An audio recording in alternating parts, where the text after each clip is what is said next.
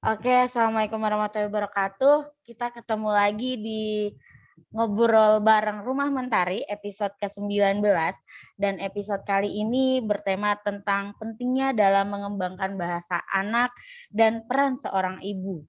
Dan narasumber kita pada episode ke-19 kali ini ada Pak Dedi Andrianto. Beliau adalah praktisi pendidikan, begitu juga dengan Ketua Himpaudi Jateng dan Ketua Yayasan Samudra Ilmu Semarang. Dan tentunya sudah pakarnya atau karena sering berpraktek di bidang ini, makanya kita undang di momen episode ke-19 kali ini. Sebelumnya teman-teman nggak akan bosen, selalu saya ingatkan buat teman-teman jangan lupa untuk di-subscribe dulu YouTube Rumah Mentari karena setiap bulannya kita pasti akan memberikan tema-tema yang tentunya berbeda bersama pakar-pakarnya nanti. Jadi jangan lupa di-subscribe, jangan lupa di-like, jangan lupa di-komen, dan jangan lupa di-share ke teman-teman yang lainnya. Nah, untuk menyingkat waktunya mungkin di sini sudah ada Bu Okta sebagai ownernya Rumah Mentari, begitu juga psikolog klinis anak, dan sudah ada Pak Dedi yang akan mengajak kita berdiskusi mengenai pentingnya dalam mengembangkan bahasa anak dan peran seorang ibu gitu. Selamat siang Pak Dedi, Bu Okta. Selamat siang, selamat bahagia untuk kita semuanya. Assalamualaikum warahmatullahi wabarakatuh. Waalaikumsalam. Iya, mungkin untuk menyingkat waktu, kita akan ada sedikit penjelasan mengenai tema ini, tema pentingnya dalam mengembangkan bahasa anak dan peran seorang ibu dari Pak Dedi. Mungkin bisa di-share-kan, Pak. Terima kasih, ini kesempatan yang luar biasa diberikan kepada Rumah Mentari ya untuk kita berbagi dalam hal ini yang sering jadi momok ini Mbak Endang terkait dengan masalah bahasa ya, karena kita melihat di masa pandemi kemarin ternyata terdeteksi juga ketika anak-anak kembali ke pembelajaran tatap muka banyak yang mengalami keterlambatan dalam hal bahasa. Ini menjadi satu yang tanda tanya, padahal ketika kemarin di masa gadget sudah ada di tangan setiap anak itu sudah menjadi problem, sekarang semakin berat lagi ternyata. Apa yang harus kita benahi?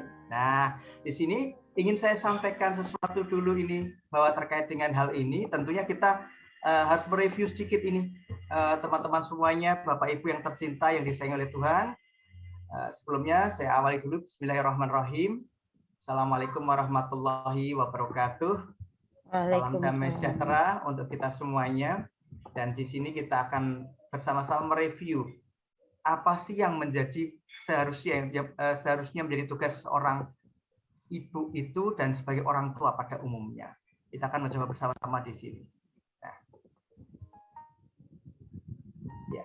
Ketika di awal mula sepasang ayah bunda mengikat hati berjanji kepada Tuhannya, kemudian memohon dalam sela-sela doanya itu anak-anak yang nanti diberikan oleh Tuhan itu dalam kondisi yang suci, dalam kondisi yang sehat, dalam kondisi yang benar-benar nanti bisa menjadi potensi unggul anak itu nantinya di kemudian hari. Maka inilah yang ingin saya sampaikan pengawal, saya pengantarnya. Pak Endang dan teman-teman semuanya, Bapak Ibu yang dirahmati oleh Allah, ketika malam pertama pasang suami istri, kemudian sang ayah memberikan 140 juta sel sperma. Ada yang lebih, 1 sendok makan itu. Hanya satu yang diberkahi, hanya satu yang ditunjuk oleh Tuhan itu untuk bisa ketemu sel telur. Perjalanan 24 jam menempellah di dinding rahim seorang ibu dari sel telur yang telah terbuai itu. Lalu kemudian membelah menjadi 2, lalu jadi 4, jadi 16, lalu jadi segumpal darah, lalu menjadi segumpal daging yang diberikan tulang belulang oleh Tuhan kita, dan diciptakanlah kemudian dalam bentuk yang berbeda. Maha suci Tuhan sebaik-baiknya Sang Pencipta. Betapa dahsyatnya, puji Tuhan, alhamdulillah, masya Allah. Ketika ruh ditiupkan ke dalam rahim seorang ibu, maka berdetaklah jantung bayi itu dan memompa darah menuju ke otak. Kemudian disinilah peran ibu. Kenapa disebut sebagai al-ummu madrasatul ula? Ketika sang ibu dalam kondisi yang sehat, fisik, mental, psikisnya, maka pertumbuhan dan perkembangan janin itu menjadi semakin baik. Jari-jari yang belum sempurna, maka akan terbentuk dengan sempurna. Tapi ketika sang ibu mengalami terkena tokso, virus, ya, terkena rubella, pors, ya, maka akan terjadi gangguan dalam janin itu. Ketika ibunya dalam depresi saat kehamilan, bisa anaknya bahkan mengalami gangguan mentalnya. Betapa ini peran ibu menjadi sangat dahsyat sekali. Lidah sudah difungsikan oleh Tuhan untuk mengecap rasa air ketuban. Kemudian mata pun sudah dibuat oleh Tuhan, tetapi belum difungsikannya. Tapi yang difungsikan berikutnya adalah pendengaran. Telinga sudah diciptakan oleh Tuhan, tapi pendengarannya pun sudah difungsikan di 4 bulan pertama. Disitulah pelajaran bahasa dimulai. Lalu kemudian bayangkan 5 bulan berikutnya, dari 4 bulan tadi sang bayi kemudian lahir ke muka bumi. Lalu dia akan mencari 5 bulan yang lalu suara-suara siapa saja yang pernah ku dengar. Dan itulah yang menjadi modal pertama, Bapak Ibu semuanya. Kalimat kata pertama yang muncul adalah kalimat atau kata-kata yang pertama dan sering dia dengar. Dan anak-anak inilah yang terlahir secara suci fitrah. Fitrah suci itu bukan berarti kosong sejatinya. Suci dari dosa, iya. Tetapi tidak kosong. Karena telah diberikan modal oleh Tuhan kita. Sudah diberikan juga pengetahuan modal, yaitu neuron, bahkan miliaran neuron yang sudah tersambung bahkan. Inti sel otak itu. Tetapi ketika kemudian mendapatkan stimulasi yang salah, mendapatkan sesuatu yang tidak sesuai dengan tahapan perkembangannya, bisa dijadikan apa yang diharapkan itu tidak tercapai. Harapannya anaknya bisa membaca di usia dini, tapi caranya keliru, yang terjadi malah dia nggak suka bahasa secara utuh. Yang diajarkan orang tuanya adalah menghitung, mengurangi, menjumlah saja, tapi tidak memahami cara matematika yang benar, maka tahapan pun akhirnya menjadi anak-anak kita tidak suka dengan matematika dan seterusnya. Maka ini Bapak Ibu, teman-temanku semua yang disayang oleh Tuhan, sam'a. Tuhan menyebutnya bukan telinga, tetapi fungsinya sam'a, pendengaran. Dan ini difungsikan oleh Tuhan kita sejak usia 4 bulan dalam perut ibu. Maka ketika seorang ibu kemudian dalam kondisi hamil 4 bulan, meraba perutnya sambil berkata, sayangku, cintaku, ini bunda nak, hari ini ikut acara di rumah mentari untuk mendapatkan ilmu yang manfaat nak. Ingin sekali nak nanti kalimat-kalimat yang muncul dari lisanmu nanti adalah kalimat yang indah, yang benar, yang baik, dan bisa membuat perubahan kebaikan di bumi ini nak. Nak, dengarkan sejenak ya nak ya. Bunda ikut juga bersama dengan teman-teman semua hari ini belajar bersama rumah mentari. Nah, ketika kemudian sambil mengelus perut ibunya, anak merasakan yang disebut dengan bonding itu mulai terjadi di situ. Terjadi sebuah ikatan. Dalam bahasa ngajinya adalah ta'liful qulub. Ikatan hati atau emotional bonding itu mulai terajut mulai saat itu juga. Selain karena sebelumnya, ya dalam doa sang ayah ketika proses awal pembuatannya. Betapa dahsyatnya. Maka ini menjadi sesuatu yang luar biasa. Dan yang menarik Mbak Endang, bahwa ternyata dalam ilmu NLP, Neuro Linguistic Programming, dalam cabang dari sebuah ilmu neuroscience, ternyata anak-anak yang sudah mendengar suara-suara ini, ternyata semakin rendah suaranya. Itu semakin jelas. Maka kalau ditanya saya, Pak Dedi, Ayah Dedi, suara siapa yang paling sering didengar oleh seorang janin, seorang bayi dalam perut ibundanya ketika 4 bulan? Saya jawab, suara ibundanya.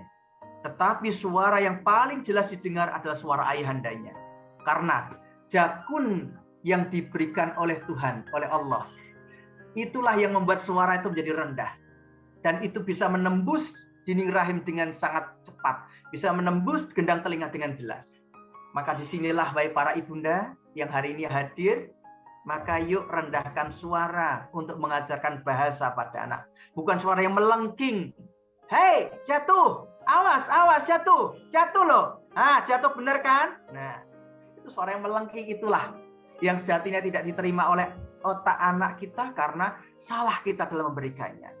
Kemudian 5 bulan berikutnya sang janin itu lahir, bayi itu lahir 9 bulan. Dari 4 bulan tadi mendengar, 5 bulan kemudian selama 5 bulan dalam perut, dia sebenarnya otaknya penasaran.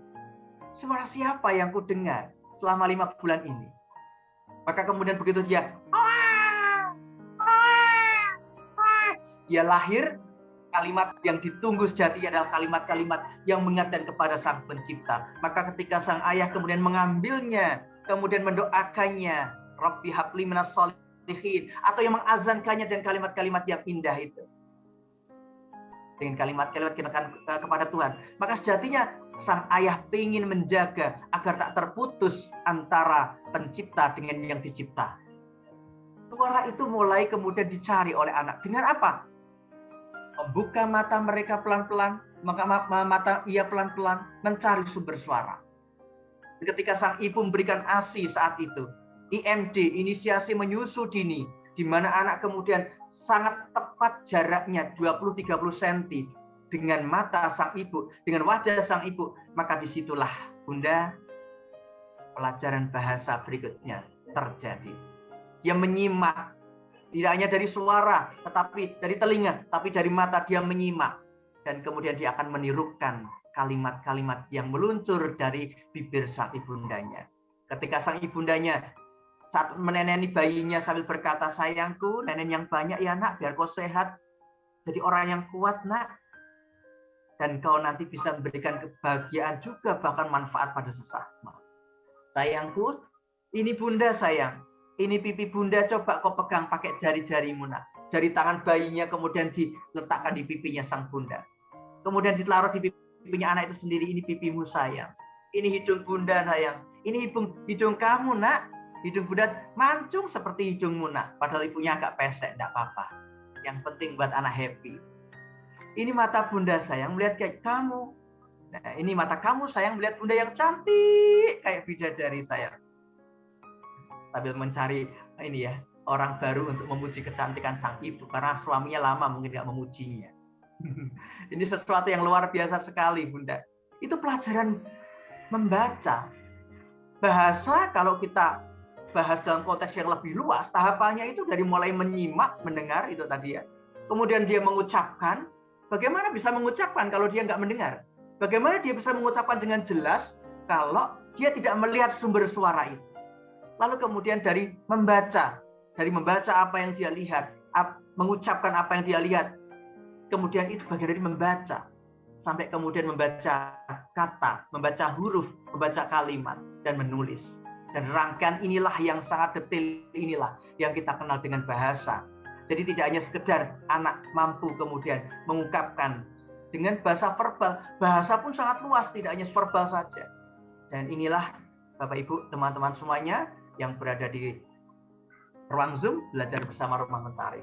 Ini Mbak Endang yang ingin saya sampaikan sebagai pengantar. Semoga pengantar ini bisa memicu untuk kita nanti bertanya, karena indikator orang itu adalah belajar adalah ada pertanyaan-pertanyaan di dalamnya. Kemudian ada juga keinginan untuk menjawab. Kalau perlu nanti ada jawaban yang ingin melengkapi, karena saya tak mungkin bisa menyempurnakannya, maka dalam kebersamaan watawasau bil haqqi watawasau bis sabr pasti bisa terjadi karena kita bersama. Demikian, selamat kita berdiskusi bersama. Masya Allah, saya jadi ini Pak, benar-benar belajar untuk menjadi calon ibu ya Pak. Persiapan buat kami-kami yang di sini. Nggak ada terlambat, bahkan harus. Iya, oke. Tadi Kak sudah sedikit dijelaskan, bukan sedikit lagi, sudah banyak dijelaskan dari Pak Dedi. Mungkin ini ada beberapa pertanyaan yang sudah sedikit sedikit diulas ya Pak ya. Mungkin lebih diperdalam lagi. Ini ada pertanyaan Pak. Adakah tahapan perkembangan bahasa anak agar dapat dikatakan baik? Haruskah urut sesuai tahapan tersebut atau tidak? Karena kan tadi Pak Dedi perkembangan bahasa kan tidak hanya dari membaca saja ya Pak ya? Iya. Iya, bagaimana Pak? Iya, Mbak Endang, ini yang jadi problem saat ini para orang tua di Indonesia itu ya sangat pendek memaknai bahasa itu ya. Padahal literasi itu sangat luas sekali. Tidak hanya sekedar ketika anak itu kemudian dia bisa membaca, tapi ketika dia memahami apa yang dia baca, dia bisa juga mengetahui juga apa yang seharusnya kandungannya yang ada di dalamnya. Itu adalah sesuatu hal yang literasi itu secara utuh. Sering saya ketika bepergian itu melihat ada satu tempat ditulisi dilarang membuang sampah di tempat ini, tapi di bawahnya malah banyak sampah gitu loh. Dan banyak juga di bandara, ketika di bandara juga sudah jelas tulisannya no smoking area, di bawahnya banyak orang yang merokok itu. Karena pemahaman bahasa itu di mana sangat dangkal. Nah, pertanyaan tentang tahapannya, tadi sudah saya sampaikan sekilas ya Mbak Ena ya. Iya, Bahwa sudah. ternyata kalau kita melihat, ini ingin saya sampaikan, mungkin saya bantu dengan paparan juga, biar nanti semakin jelas. Saya ada tahapan dalam bahasa itu perlu dipahami bersama, dimulai seperti ini, Mbak. Kalau kita melihat ya bahasa itu. Ini saya, dan itu kalau ditanya apakah bisa kemudian apa ya istilahnya dilompati misalnya tahapan itu yang berbahaya, karena tahapan yang melompat itu tidak secara alamiah, itu yang justru kemudian kontraproduktif dengan apa yang seharusnya menjadi tujuan baik dari orang tua. Kita pahami bersama bahwa setiap orang tua itu tujuannya baik gitu loh. Pasti pengen anaknya cepat.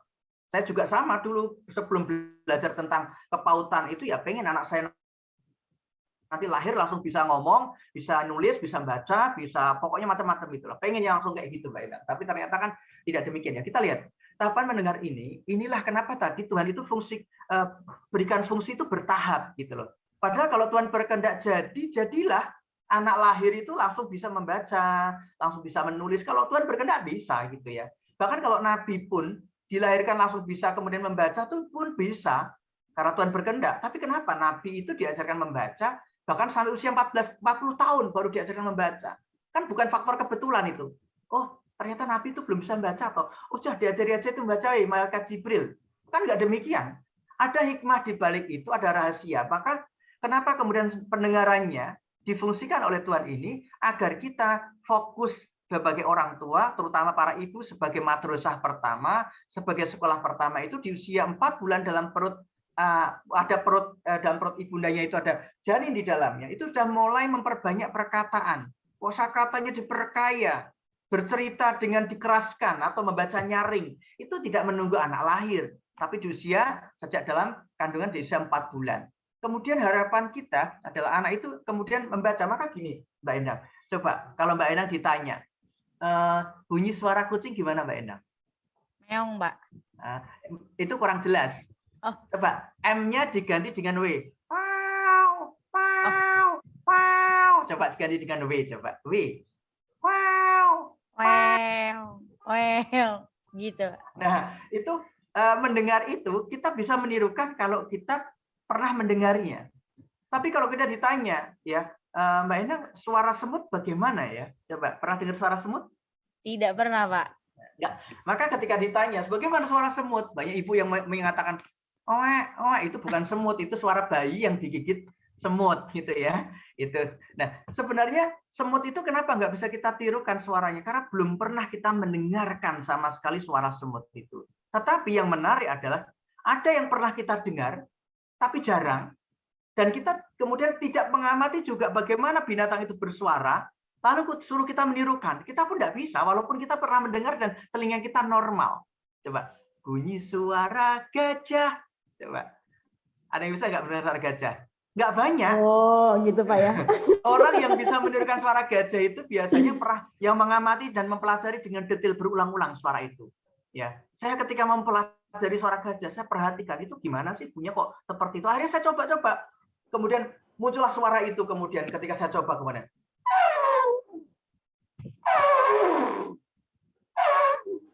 Oh, ternyata dia meniupkan suara itu dengan sekeras-kerasnya, angin dari mulutnya sekeras-kerasnya dan bersuara di situ dengan dari belalainya atau hidung yang panjang itu. Oh, ternyata bisa. Tapi kalau kita nggak melatih pun demikian nggak bisa.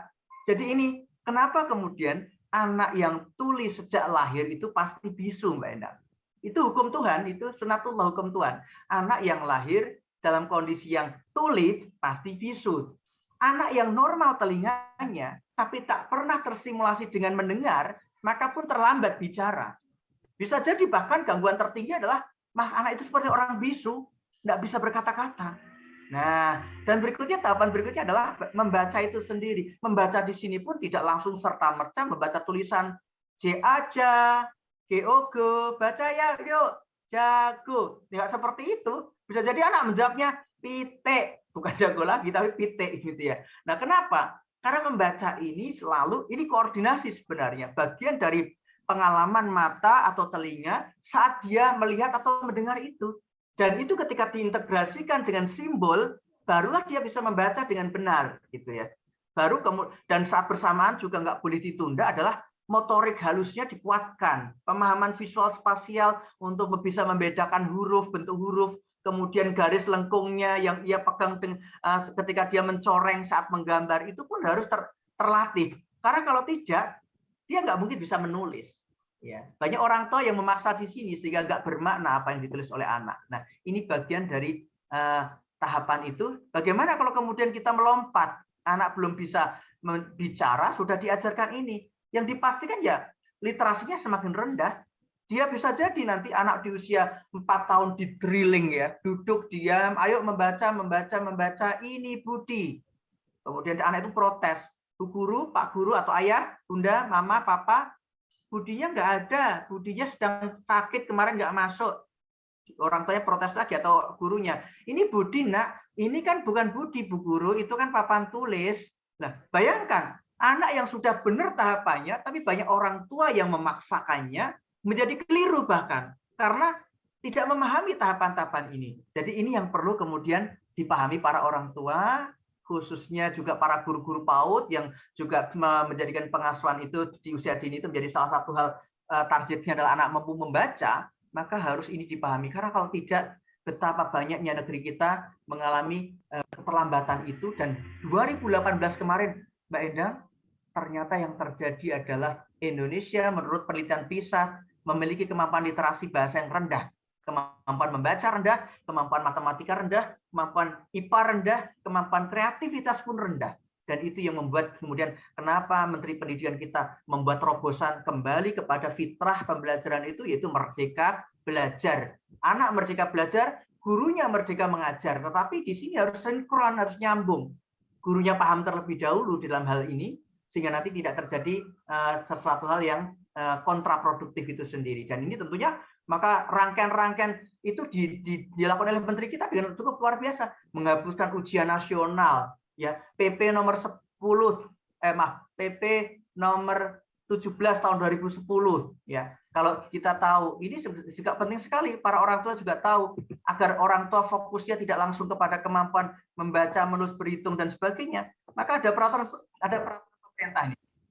Ada peraturan pemerintah. Ternyata PP ini memberikan penjelasan bahwa agar orang tua guru dan juga guru-guru SD itu tidak buru-buru mengajarkan anak calistung, gitu ya. Karena ini terlalu rendah tahapan itu kalau terlalu cepat dan dampaknya terlalu rendah kemudian di dalam kemampuan anak dalam hal literasi khususnya bahasa, matematika. Nah ini lihat ada peraturan ini sudah cukup lama, 2010 sudah dilarang masuk SD atau MI atau sederajat dites anak-anaknya dengan kemampuan baca, tulis, hitung, dan bentuk yang lainnya. Nah, ini yang mengingkari konsep kecerdasan jamak dan sebagainya. Ini yang ingin saya sampaikan untuk pertanyaan pertama. Saya sarankan jangan sampai melompat tahapan itu. Kalau ada yang terlanjur melompat, mau tidak mau harus kembali lagi menstimulasikannya.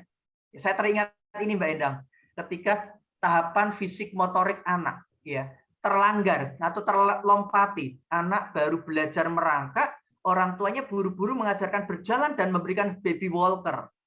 Ternyata kemudian anak itu kemudian bahkan tidak bertahapannya tidak terjadi. Harusnya anak ketika tengkurap di umur 4 bulan, kemudian umur 6 bulan dia sudah mulai bisa onggong-onggong, umur 8 bulan sudah bisa duduk dan merangkak, umur 10 bulan, 11 bulan sudah mulai berdiri dan merayap, kemudian 12 bulan sudah bisa berjalan tahapannya itu. Tapi banyak orang tua yang tergesa-gesa langsung melompat ke kemampuan berjalan itu. Akhirnya dampaknya apa? Ketika salah satu aspek perkembangan itu terlanggar secara fitrah, maka akan berdampak ke efek yang lainnya. Dampaknya sosial. Anak itu malas.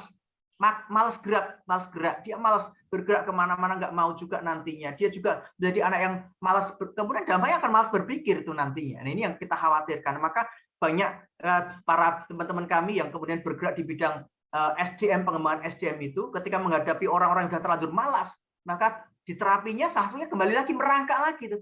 Ketika outbound disuruh merangkak lagi, gitu. Tujuannya apa? Mengoptimalkan kembali kemampuan yang di masa lalu tidak terstimulasi dengan sempurna. Nah, ini yang perlu kita pahami, dan orang tua cukup memahaminya pelan-pelan bertahap, itu insya Allah hasil lebih bagus daripada terlalu tergesa-gesa. Demikian Mbak Endang yang ingin saya sampaikan. Terima kasih. Oke, terima kasih Pak Dedi, cukup jelas ya teman-teman. Bahwasanya memang tahapan perkembangan membaca itu ada, dan itu tidak boleh terlewati atau loncat-loncat. Kalau loncat-loncat kita harus kembali lagi ke titik awalnya. Gitu. Nah, ini pertanyaan selanjutnya, Pak. Boleh, silakan ya. Efek dari pembelajaran daring adalah anak lebih sering memakai handphone. Dari handphone, anak bisa membuka aplikasi apapun dan bisa mendapatkan informasi dan bahasa apapun yang mungkin tidak PAUD diterima oleh anak-anak. Kadangkala anak bertanya tentang hal yang dia tidak paham, jadi kita bisa menjelaskan dengan benar kepada anak. Pertanyaannya, bagaimana cara kita untuk kontrol anak selama memakai handphone, baik berupa tontonan maupun bahasa, Pak? Pertanyaan kedua, sebentar, Mbak. Oh, iya. Ini usia berapa tahun dulu ini anak yang bertanya ini? Ataupun untuk anaknya umur berapa tahun itu? Ini tidak menjelaskan usianya sih, Pak, ya. Gitu. Jadi ada 3 pertanyaan. Tadi pertanyaan pertama, bagaimana cara kita untuk kontrol anak selama memakai handphone, baik berupa tontonan maupun bahasa. Pertanyaan kedua, komunikasi seperti apa yang harus diterapkan seorang ibu kepada anak agar anak bisa terbuka dan aktif bertanya tentang hal yang tidak dia pahami. Dan yang ketiga, bahasa verbal dan non-verbal seperti apa yang bisa dipergunakan untuk melakukan pendekatan kepada anak-anak, Pak. Waduh. Ini kalau saya lupa diingatkan ya, tiga-tiganya ini. Siap, Pak, siap. Ya, yang pertama tentang bagaimana kita ini ya di masa daring ini, memang yang paling berat dikhawatirkan para ahli sosial ya, sosiolog itu dia mengatakan bahwa learning loss itu lebih berbahaya. Penurunan kemampuan belajar anak itu berbahaya, lebih berbahaya sebenarnya dari COVID ya, karena dampaknya itu generasi. Ya, bayangkan 2 tahun anak mengalami BDR, belajar dari rumah, kemudian menggunakan media sebagai perantaranya adalah menggunakan gawai atau gadget gitu ya. Nah, kemudian kalau kemudian bagaimana caranya agar kemudian anak-anak tidak kemudian menjadi berlebihan di sana. Memang ini harus 2 sisi ya. Ingat, pendidikan itu ditentukan yang 60% itu oleh keluarga. 20% adalah lembaga pendidikan itu sendiri, dan 20%-nya adalah lingkungan bermain atau lingkungan anak bergaul gitu kalau di usia-usia SD ke atas itu. Nah, di masa pandemi ternyata semua itu dikembalikan oleh Tuhan ke rumah gitu ya. Peran guru hanya mungkin nggak nyampe 5% ketika dia memberikan pembelajaran berbasis Zoom ataupun Vicon yang lainnya gitu ya, berbasis tatap layar itu ya. Nah, di sini yang kadang yang tidak dilakukan guru, dan kemampuan guru itu sangat terbatas kan, kondisi mendadak, tahu-tahu harus bisa mengedit video, harus bisa membuat tayangan seperti seorang penyiar, di mana tayangannya itu harus diuji cobakan dulu harusnya gitu ya. Tetapi tidak bisa, mendadak langsung mereka harus berkarya dan memunculkan itu. Dan banyak anak di usia dini itu yang kemudian tidak nyaman, baru 1 menit, 2 menit, dia udah lari, kabur itu ya. Nah, itu yang anak usia dini pasti cari ke hidup sesuatu yang kembali ke fitrah dunianya, itu bermain. Anak yang SD ke atas, dia lebih pintar lagi. Dia bisa ngechat dengan teman-temannya, ya layarnya ditutup. Ada yang canggih lagi di SMP, dia memfoto dulu dirinya sebelum dia di video conference itu, kemudian dijadikan sebagai background virtualnya, sehingga setaunya gurunya anak itu membuka layar, padahal enggak gitu ya. Dan yang SMA lebih canggih lagi nantinya. Nah, ini hal seperti ini nggak dipahami, bahwa ini terjadi bertahun-tahun dan berdua tahun ini terjadi. Nah, dampak inilah Bunda, Bapak Ibu yang tercinta yang saya oleh Tuhan, ini yang harusnya kita introspeksi dulu. Sejatinya bukan salah anak, karena dunia anak usia dini ya bermain. Usia SD kelas 1 2 ya masih bermain juga. 4 5 6 sudah mulai transisi, dia sudah mulai bisa kemudian duduk dan mendapatkan aturan dan kemudian mengerjakan tugas dengan baik. Nah, ketika kemudian anak dalam kemudian terjebak dengan dunia gadget, dunia gawai, memang yang pertama yang perlu introspeksi adalah orang tuanya, gitu ya. Jangan buru-buru kemudian membelikan gadget atau gawai itu atau handphone, smartphone itu kemudian memfasilitasi anak. Maka harusnya adalah orang tua statusnya adalah pinjam, meminjamkan ke anak. Karena kalau statusnya pinjam, anak dikenalkan aturan juga, minta izin gitu ya. Aturan itu penting di situ. Nak, sayangku, cintaku, ini HP-nya Bunda nih, HP-nya Mama ini. Kalau nanti mengerjakan atau mau pas video conference, boleh, tetapi harus nanti minta izin sama Mama. Nah, maka untuk bisa menjaga itu tetap harus di password gitu loh. Di password sehingga ketika namanya orang tua, namanya anak juga kita lupa juga. Kalau anak langsung bisa mengambilnya, maka apa gunanya password itu gitu. Nah, itu dalam rangka untuk sterilisasi gawai itu dulu. Gawai itu untuk sterilisasi dulu dalam rangka untuk agar tidak serta-merta anak bisa mengambilnya kapanpun, gitu ya. Minta izin karena bahasa verbal anak dibutuhkan itu. Nah, di situ ada rekomitmen. Oh ya sayangku, cintaku, berarti nanti berapa menit kamu nanti vikonya? Oh sekian 1 jam mah. Oke. Kemudian ada tugasnya. Nah, oke nanti sekian lagi ya. Itu ada membuat rekomitmen itu ada. Kemudian juga sebelum diberikan dipastikan dulu bahwa HP itu sudah diprotek ya. YouTube-nya sudah disetting mode terbatas. Dari setting itu ada itu pengaturan, kemudian ada lagi pengaturan terbatas itu. Sehingga nanti kalau ada tayangan-tayangan yang lebih dari usianya tidak bisa terjangkau oleh anak gitu ya. Kemudian lagi selain itu juga tentunya orang tua juga harus meng-clear semua ya, semua di history itu di-clear dulu, dibersihkan dulu ya. Karena bisa jadi begitu anak itu membuka YouTube, yang muncul yang semalam dilihat ayahnya bundanya sedang nonton tayangan politik ya. Anak bisa mendapatkan tayangan itu otomatis gitu ya. Atau habis lihat dari googling, dia orang tuanya mencari sesuatu istilah dan anak otomatis bisa mendapatkannya dari situ. Jadi ini pertama Mbak Endang yang perlu kita siapkan dulu adalah sterilisasi dulu, yaitu adalah menyiapkan lingkungan dengan baik dulu, menjaga agar tidak muncul hal-hal yang tidak diinginkan. Tapi ketika kemudian muncul seperti pertanyaan pertama tadi ya, muncul yang dilihat dan sebagainya ya.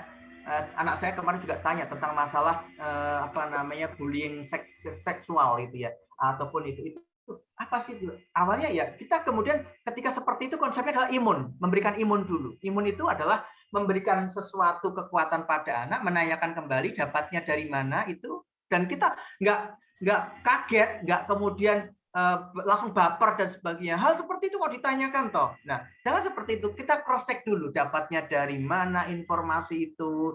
Kemudian lihat di mana. Nah, walaupun kaget mungkin hati orang tua ya, tapi jangan khawatir. Ketika kemudian dari proses itu kemudian orang tua menanya, mengetahui apa namanya sumbernya dari mana, baru kita pelan-pelan bisa menguraikannya. Tanyakan kembali. Karena jangan-jangan sepele pertanyaan anak itu ya. Pertanyaannya sepele sekali itu ya. Yang kadang nggak terlalu perlu dijawab dan sebagainya. Orang tua yang kadang berlebihan itu yang bersikap itu. Nah ini yang perlu orang tua juga sikapi. Jangan kagetan, jangan gumunan, jangan bingungan gitu ya Mbak ya. Kemudian kita cross check ke anak, cari tahu, dan konsepnya adalah memberikan pertanyaan terbuka kepada dia. Ini nyambung lagi ya. Tanyakan kembali, menurut lu gimana? Kalau seperti itu baik enggak? Enggak baik, Mah. Oh, kalau enggak baik, sama. Mama juga menyadarinya itu enggak baik dan mengetahui juga enggak baik. Kalau Mama enggak suka, Papa juga enggak suka hal itu, kamu juga enggak suka, gimana menurut kamu nak sebaiknya? Nah, diperkuat sehingga muncul kata-kata jangan itu muncul dari mulut anak sendiri, bukan dari orang tuanya. Ya. Oke, terima kasih nak, kau memahami ya mana yang baik, mana yang buruk. Perlu anak itu.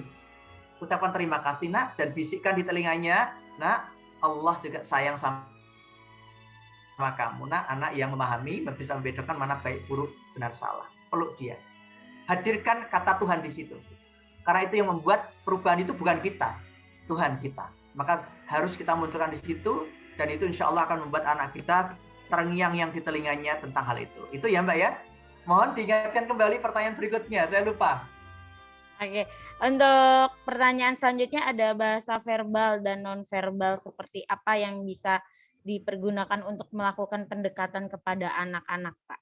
Oh iya, bahasa verbal dan non-verbal ya. Ya, Non-verbal. ya. Mungkin perlu saya ceritakan sedikit, Mbak, tentang tahapan pertama anak itu ya. Ini kembali flashback kita di masa bayi. Kebetulan dulu saya pernah ikut kursus ya, kursus di Yayasan Surya Kanti Bandung. Yayasan yang dikelola oleh Bu Profesor Ana Ali Syahbana. Beliau seorang pakar ya, dokter spesialis anak juga luar biasa. Ketika saya di Bandung tahun 2006 itu, saya mendapatkan salah satu bab materi yang menarik ketika disuruh mendengarkan suara tangisan bayi. Ternyata bayi itu ketika dia menangis itu tidak langsung serta-merta karena dia lapar atau haus. Ya. Ketika saya suruh mendengarkan di awalnya, ini kan paling juga bayi juga dalam kondisi yang enggak. Ternyata dia sedang memanggil orang-orang terdekatnya yang menyayangi dia itu untuk mengetahui apa yang terjadi pada dirinya. Bahasanya bahasa tidak verbal dalam bentuk kata-kata, tapi dalam bentuk sebuah tangisan. Ternyata awalnya saya mendengarkan biasalah, sama saja lah. Ternyata saya justru mengulang kembali. Dengarkan perbedaannya, Pak. Ternyata ada perbedaannya. Ketika bayi dalam kondisi yang haus atau lapar itu ya, itu tangisannya beda dengan anak atau bayi yang dalam kondisi tangisannya itu dalam kondisi yang dia dalam kondisi yang nggak nyaman. Mungkin sedang pup, sedang pipis ya, atau sedang pengen bersendawa karena habis nenen banyak gitu ya. Itu tangisannya beda ternyata dengan yang lapar tadi. Ada lagi tangisannya karena sakit, itu lengkingannya beda lagi, nadanya lebih naik lagi gitu ya.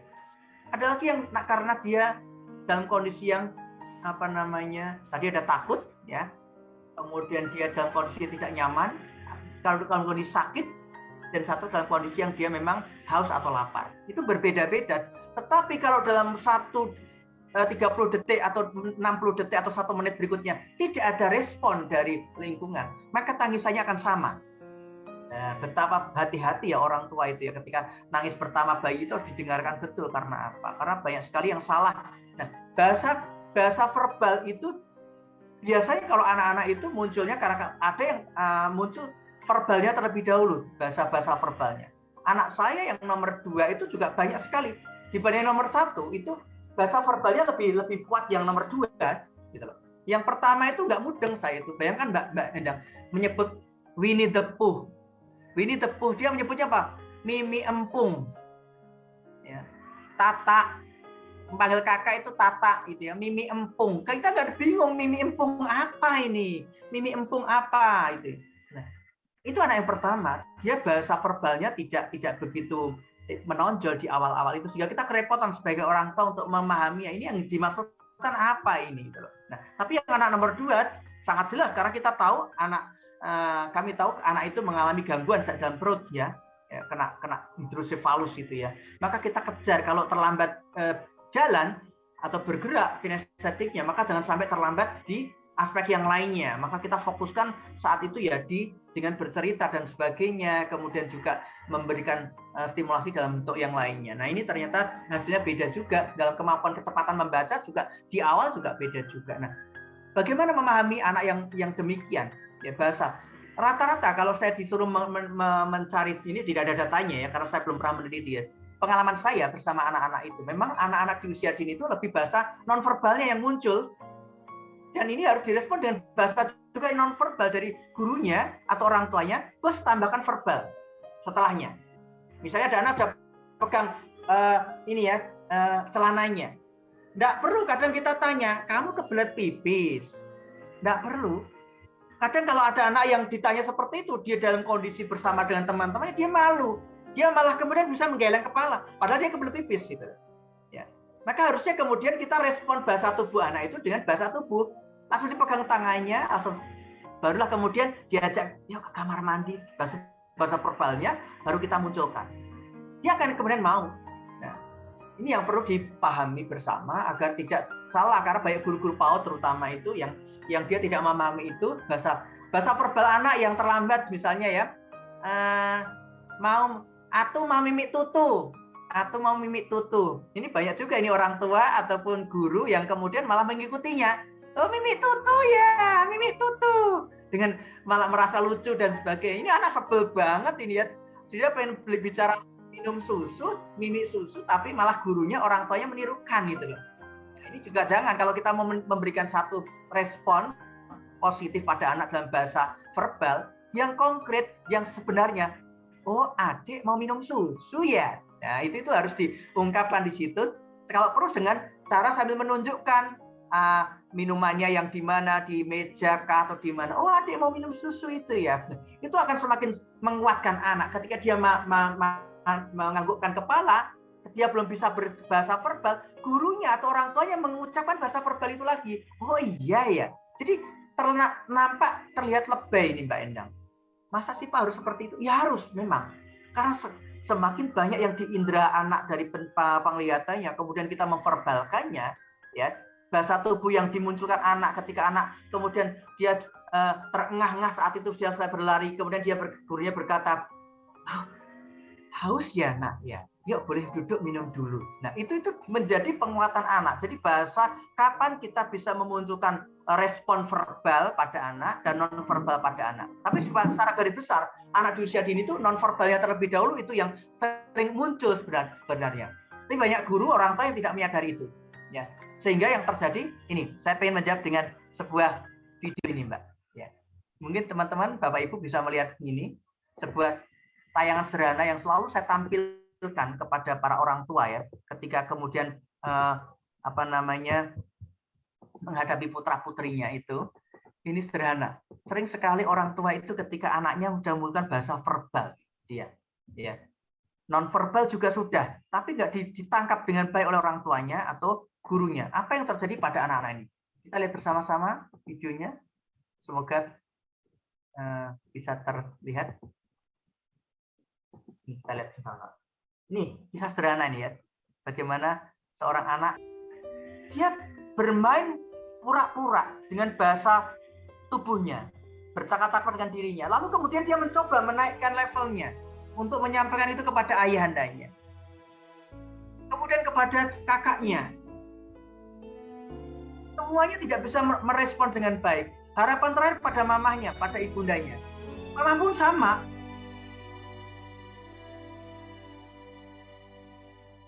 Maka anak ini kemudian yang harusnya muncul bahasa verbal lebih kompleks menjadi berkurang. Ini anak-anak yang yatim piatu rohani.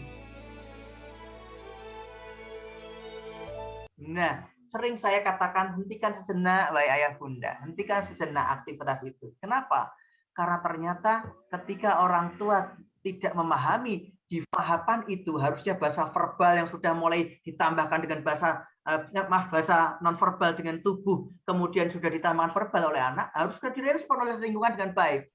Karena kalau tidak, akan kehilangan momentum itu dan anak itu akan banyak kemudian menggunakan bahasa nonverbalnya, bahasa tubuhnya dengan lebih banyak lagi kemudian. Karena merasa apa? Paling nggak direspon kok aku, paling nggak dijawab kok, paling nggak diikuti. Nah, akhirnya dia menggunakan bahasa itu dan kalau itu terus-menerus maka menjadi persoalan. Bagaimana solusinya? Ya kita kembalikan kembali untuk anak itu kemudian sering menceritakan apa yang menjadi perasaannya. Pak, kalau udah terlanjur gimana? Gantikan juga, arahkan dengan bahasa tulisan. Karena itu juga bagian dari bahasa nonverbal yang itu juga bisa kita gantikan dengan tulisan. Ya, sehingga nanti ada anak yang sudah terlanjur dia nggak mampu bercerita dengan lancar, dengan baik. Alahkan dengan menulis. Siapa tahu dengan tulisan itu bisa membuat anak itu bisa menulis lebih komplit lagi, lebih lengkap lagi dari apa yang diverbalkannya. Itu Mbak Endang. Satu lagi terakhir dengan tadi pertanyaan ketiga tentang sudah terjawab semuanya Pak. Sudah, terima Sudah. kasih. Iya, terima kasih Pak Dedi sudah dijawab dengan sangat detail. Mungkin saya akan menambahkan sedikit ya Pak. Saya ingin bertanya Boleh. juga. Kebetulan karena di sini saya terapis Pak, saya memegang anak usia 8 tahun dan di 8 tahun ini secara verbalnya dia tidak setara dengan anak usianya. Memang kalau dari IQ memang di bawah rata-rata atau retardasi mental kayak gitu, Pak. Dan kebetulan anak ini hanya mau mengeluarkan suara dengan, misal kalau dengan orang sekitarnya itu hanya mau dengan saya. Ketika dengan orang lain itu dia hanya diam dan menutup bibirnya itu kayak gini, Pak. benar-benar tidak mau mengeluarkan satu kata pun untuk orang tersebut. Nah, itu apa sih Pak yang harus saya lakukan, Pak? Iya. Kalau menurut Pak Dedi? Iya, Mbak Endang, kalau kita melihat ketertinggalan, karena gini, keterlambatan pertumbuhan dan perkembangan anak itu kan berdampak pada berbagai aspek gitu ya. Ya, kalau fisik juga bisa berdampak ke sosialnya, ke psikisnya. Ketika tadi ternyata terdeteksi dia retardasi mental atau belum sampai ke MR, Mbak ya. Sama ya, mental retardasi, kemudian belum sampai kepada kemampuan yang sampai ke situ sudah. Ya, oke. Kalau seperti itu memang ada kecenderungan anak-anak yang mengalami keterlambatan dalam hal itu, memang dia akan semakin tertutup dirinya itu ketika tidak mendapatkan penghargaan yang lebih dari sekelilingnya. Ketika orang tua sering mencibirnya, sering melihat kakaknya atau orang lain diberikan pujian, dia tidak, karena merasa keterlambatan tadi itu dianggap bahkan ada mungkin yang dicela juga, bahkan ada yang seperti itu. Itu menyakitkan bagi anak-anak seperti itu mengalaminya. Nah, itu yang membuat dia semakin tertutup. Ketika dia tertutup, banyak maunya kepada siapa? Orang yang di dalam pikirannya, dalam benaknya, dalam hatinya, perasaannya itu merasa nyaman. Kemudian Mbak Endang hadir sebagai seorang terapis yang dipandang, yang kemudian bisa mendekati dengan bahasa yang nyaman, kemudian juga membuat anak itu merasa, ini loh aku di sini dihargai. Itu sebenarnya kemampuannya mulai muncul kembali. Gitu loh. Nah, ini nggak bisa hanya sebatas pada Mbak Endang. Kalau Mbak Endang saja yang kemudian bisa terbuka mengungkapkan dengan bahasa verbalnya, dengan bahasa lisannya, ya, itu perkembangannya untuk dia sembuh akan sulit, akan lambat gitu. Itu harus didukung oleh pihak keluarga. Maka di situ perlu yang namanya dihadirkan orang tua atau keluarga besar yang melingkupi anak itu untuk kemudian punya komitmen bersama. Apa yang harus dilakukan dan apa yang tidak boleh dilakukan. Orang tua harus kompak di situ. Ya, nenek kakeknya pun kalau hadir dalam satu keluarga besar itu pun harus ikut terlibat gitu loh. Karena biasanya nenek kakek kadang bahasa masa lalunya akan dipakai gitu loh untuk menasihati cucunya yang mengalami hal seperti itu, dianggap sama dan sebagainya, tetapi sama dengan anaknya waktu kecil dulu itu jadi problem. Maka itu yang pertama adalah suasana nyaman itu harus dihadirkan. Lingkungan yang nyaman itu harus dimunculkan terlebih dahulu. Sehingga muncul dorongan dalam diri anak itu untuk ada keberanian yang kuat gitu ya. Baru kemudian kita berikan suatu hal yang dan yang terpenting adalah Mbak Endang harus mengetahui yang paling disukai anak itu apa. Paling disukai anak itu apa. Kalau dia sukanya Barbie misalnya, boneka Barbie kalau itu anak perempuan misalnya, ya munculkan dari itu. Kalau perlu Mbak Endang harus membeli Barbie juga walaupun yang nggak mahal-mahal beneran ya, untuk sekedar untuk mengajak bercakap-cakap melalui perantara itu. Gitu. Itu Mbak Tani itu muncul juga, wah ada partnerku baruku lagi. Nah dari situ nanti bisa kita titipkan kepada orang lain, misalnya Mbak Endang hari itu tidak bisa hadir, bisa menggantikan yang lainnya, terapis yang lainnya, bisa tetap ada energi walaupun mungkin butuh beberapa saat berikutnya dia. Nah rasa nyaman, rasa dia diterima, rasa dia itu akan membuat limbik sistem dalam otak anak itu terbuka. Jangan sampai jangan sampai batang otak. Kalau batang otak itu kan pilihannya ya dua, fight atau flight. Dalam kondisi yang tertekan, dalam kondisi yang depresi, dalam kondisi yang takut, tidak percaya diri itu nantinya itu yang batang otak ini yang bekerja. Maka pilihannya dua, melawan. Melawannya apa? Melawannya bisa jadi dia tidak mau. Kemudian dengan cara yang frontal atau adalah menghindar juga salah satunya dengan cara tadi membungkam mulutnya, tidak mau. Itu dalam rangka yang karena batang otaknya masih bekerja. Maka tugas para guru, orang tua, siapapun itu adalah membuka limbik sistemnya, pusat yang ada di bagian tengah itu yang harus dalam kondisi yang happy dulu, bahagia dulu. Kalau dia bahagia, kita ngajak ngobrol itu akan lebih keluar semua apa yang menjadi unek-unek dalam diri anak itu. Nah, dari setelah itu kemudian kasih penghargaan berupa imunisasi akhlak atau karakter, saya katakan itu. Itu adalah upaya kita memasukkan ke dalam pikiran anak itu bahwa kamu itu berharga, nak, kamu itu pinter sekali, nak, kamu itu mampu loh membuat sesuatu, kamu itu mampu loh berkata-kata dengan lancar, kamu itu mampu loh. Nah, ya, walaupun kita juga sebenarnya juga masih was-was, tetapi jangan sampai kita rasa was-was itu kemudian memunculkan satu bahwa kita nggak yakin kalau kita sebagai orang dewasa di sekelilingnya nggak yakin akan sebuah perubahan yang besar pada anak itu, bagaimana mungkin kita berprasangka positif itu pada anak, gitu ya. Jadi harus ada itu dulu, sehingga nanti muncul. Kemudian sekali lagi tahapan-tahapannya, apa yang dipegang anak itu kita ungkapkan, gitu ya, kita ucapkan, gitu ya. Dia ketika dia pegang bajunya, bajumu warnanya merah ya. Nah, coba sama ada nggak di Mbak Endang ini yang bagian bajunya warna merah, misalnya, kemudian Mbak Endang pakai jam tangan warna merah, dia suruh nunjuk mana coba ini, oh jam tangan, itu harus di antara bahasa simbol, antara yang konkret dilihat dan sebagainya itu harus diungkapkan, itu diucapkan, gitu ya. Itu untuk membuat anak itu kemudian kosakatanya semakin banyak. Itu satu. Yang kedua adalah dengan memberikan yang namanya membaca nyaring, read aloud. Membacakan nyaring pada anak, baik anak yang mengalami kebutuhan khusus maupun yang normal, itu sangat dahsyat dampaknya.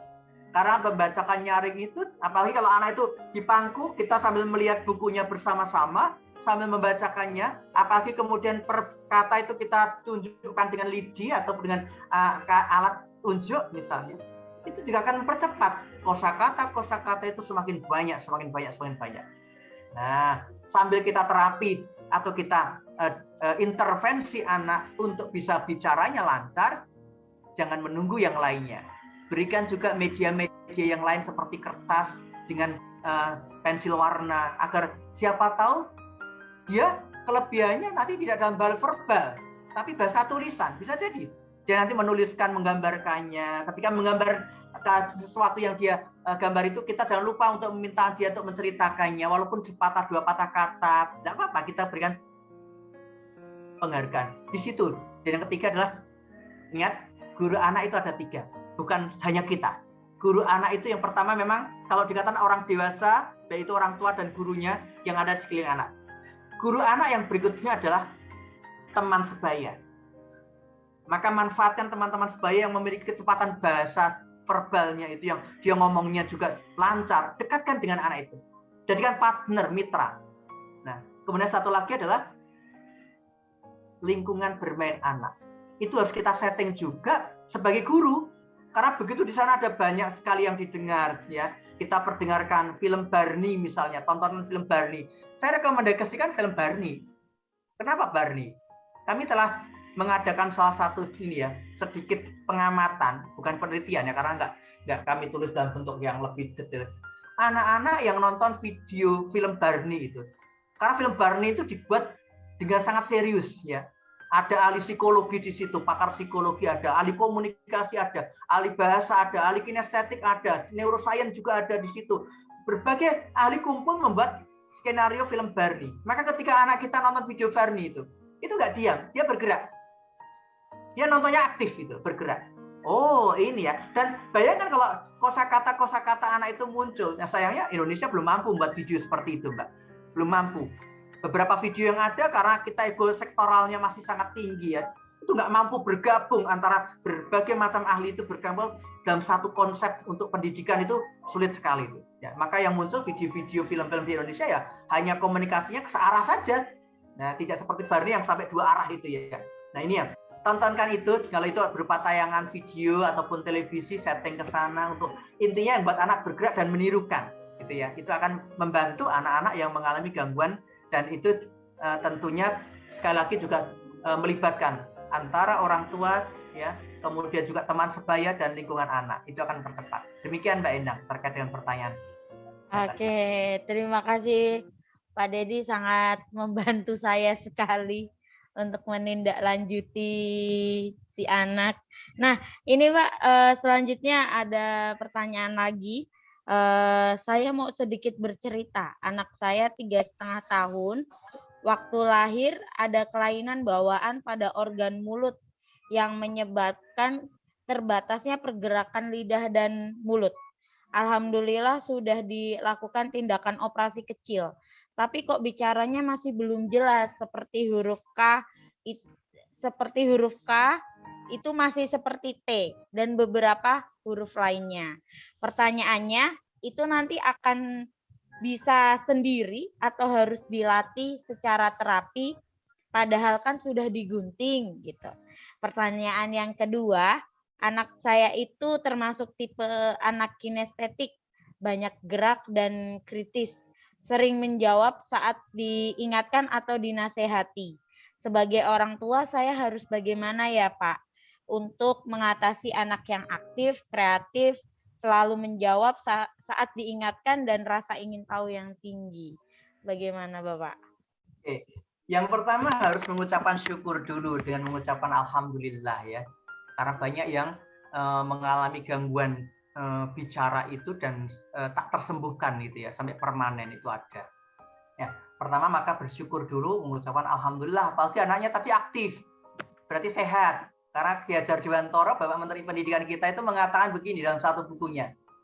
Jika ada anak-anak nggak suka bermain-main, tidak suka bergerak saat bermain, boleh dipastikan anak itu kalau tidak sakit jasmaninya, dia sedang sakit rohaninya.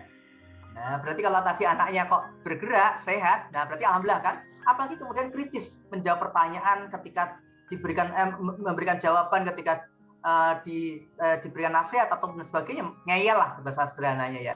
Itu bersyukur karena berpikir, ciri-ciri berpikir itu bertanya. Kalau ada orang kok ngaku belajar tapi nggak pernah bertanya, ya bahkan tidak ada pertanyaan dalam pikirannya, itu memprihatinkan. Berarti dia tidak mampu berpikir, bukan karena tidak mampu, tapi tidak mau sebenarnya. Nah, kembali ke pertanyaan pertama, tadi yang sudah dilakukan oleh sang ibu itu betul ya, karena ketika terjadi gangguan, kan penyebab gangguan bicara itu kan ada dua ya, dari faktor kesehatan kah atau dari faktor pengasuhan gitu ya. Kalau tadi dari kesehatan yang sudah terdeteksi ternyata ada struktur rongga mulut yang tidak normal. Nah, kemudian sudah dioperasi kecil dan kemudian akhirnya terjadi alhamdulillah perubahan ya. Walaupun ngomong K seperti anak saya dulu, Tata, bilang kakak tapi Tata, bilang kata, ya Tata juga. Saya bingung juga ini kata apa Tata apa gitu ya. Sebenarnya tidak perlu khawatir. Berarti sudah alhamdulillah ya, bahwa baru hanya sekedar artikulasinya saja yang belum jelas. Nah, ini memang harus dilatih dengan berbagai macam stimulasi gitu ya. Stimulasi anak-anak yang mengalami gangguan itu sebelum kesana lagi nih Mbak Endang.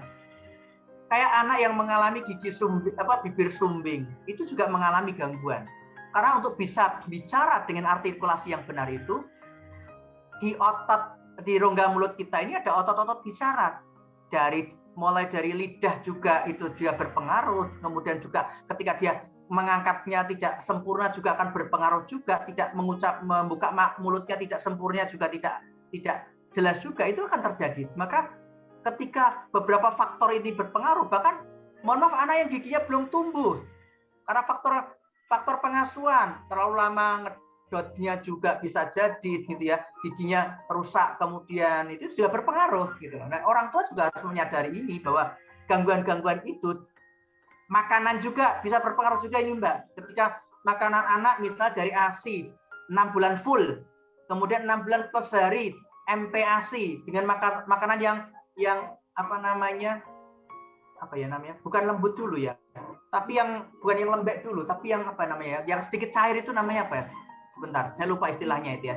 Jadi pasca ASI 6 bulan full, itu seharusnya anak diberikan makanan MPASI itu dengan makanan yang sedikit cair itu, tapi dari 4 bintang, unsur 4 bintang. Ada unsur karbohidratnya atau yang unsur tenaga itu tadi ya, ada kemudian juga ada proteinnya, ada sayurannya, dan juga ada kacang-kacangan yang kemudian dilumatkan dalam bentuk makanan yang lumat itu, kemudian diguyur pakai air hangat sampai menetes seperti air susu ibunya, itu harusnya diberikan itu. Kemudian diberikan lagi tahapan berikutnya, yaitu adalah makanan yang lembek. Baru kemudian makanan rumahan di usia 1 tahun itu sudah mulai sebenarnya. Tapi banyak orang tua yang tidak melakukan itu juga tahapan itu. Sehingga kemudian ada juga yang langsung memberikan makanan yang keras, yang langsung dikasih pisang misalnya ya, dijulang pisang itu waktu bayi sudah dikasih pisang itu kan, kasihan juga anak itu berpengaruh juga pada struktur lidah, mulut anak dan sebagainya nantinya. Nah, ini yang perlu dicermati. Ngedot yang terlalu lama juga itu juga berpengaruh. Ini harus dipastikan dulu aman. Ini untuk menjawab untuk semua ya teman-teman yang anak yang mengalami itu juga harus dipastikan itu steril dulu. Nah, kemudian berikutnya adalah intervensinya bagaimana ketika anak yang artikulasinya nggak jelas tadi. Cukup sebenarnya diperdengarkan. Ingat tadi hukumnya, diperdengarkan yang sejelas-jelasnya. Caranya gimana? Ditunjukkan sumber suara. Ya. Ketika dia petak, dia bilangnya tetak, suara ayam. Dengan dekatkan di kandang ayam yang sedang bertelur. Nanti dia akan menirukannya lebih detail lagi.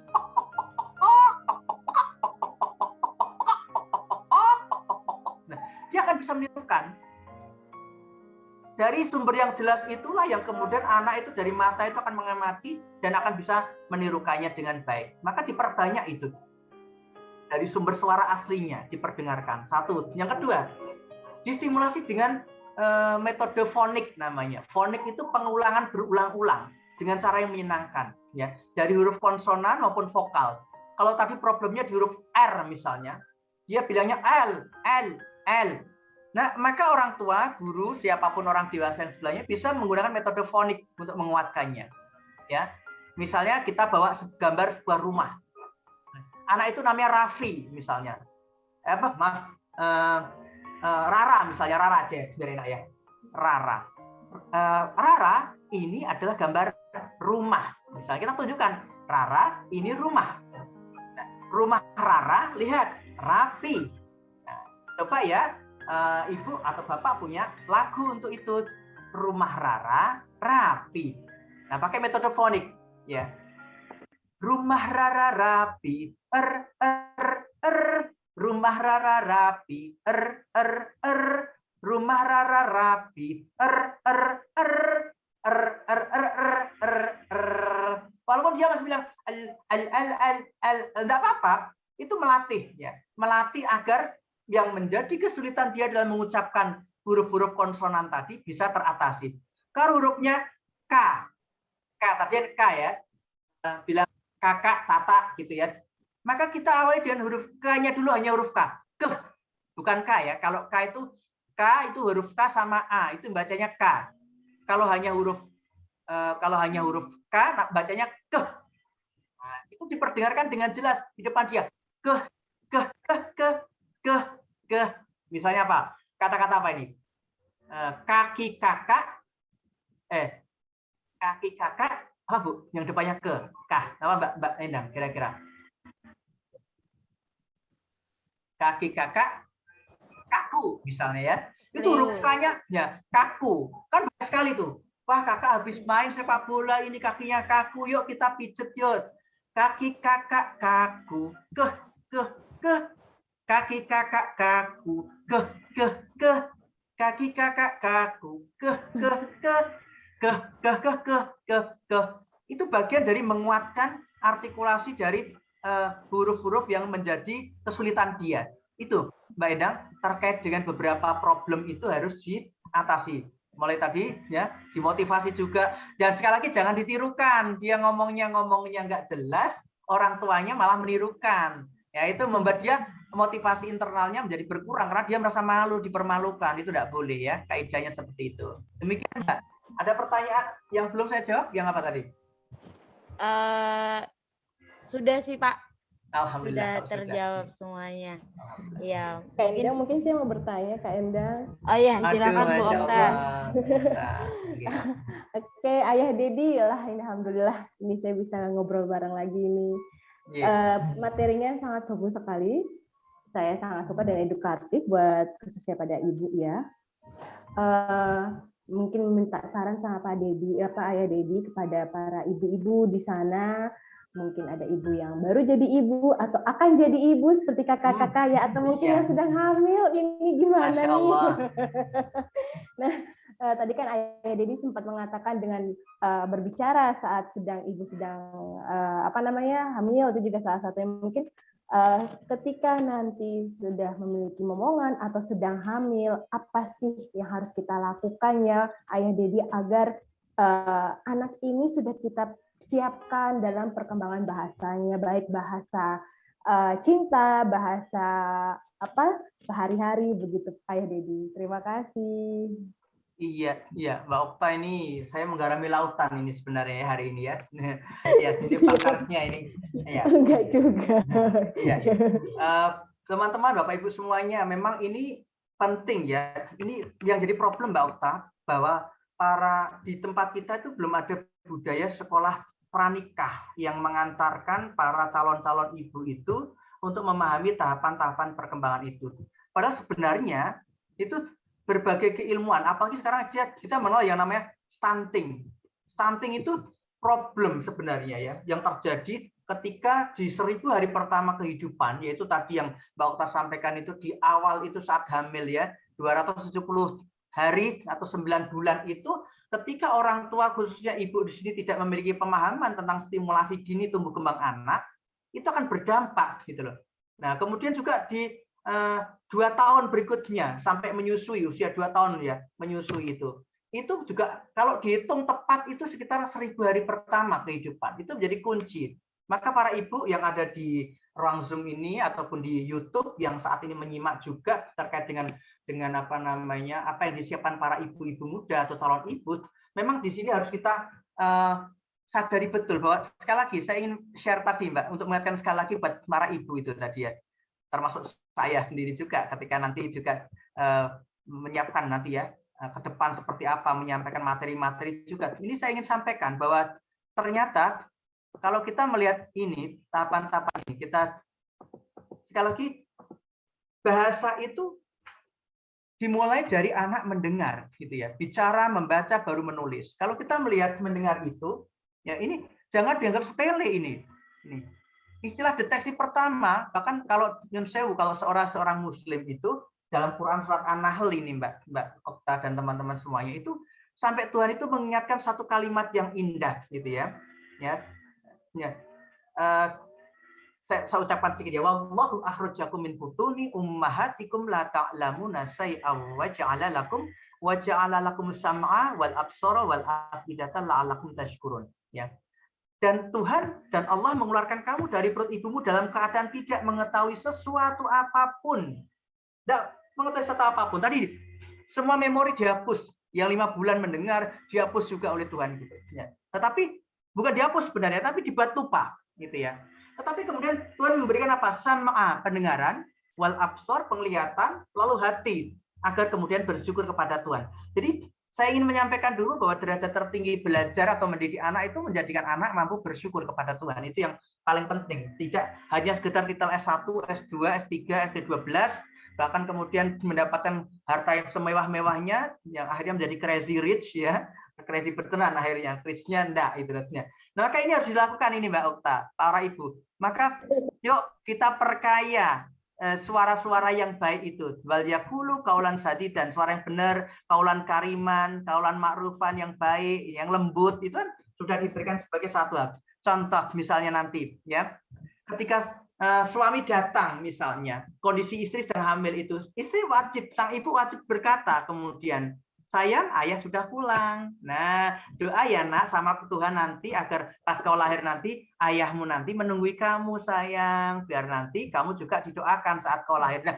itu apa susahnya mengatakan itu saat meskipun anak masih dalam perut gitu ya. Dan ayahnya pun juga harus tanggap di situ.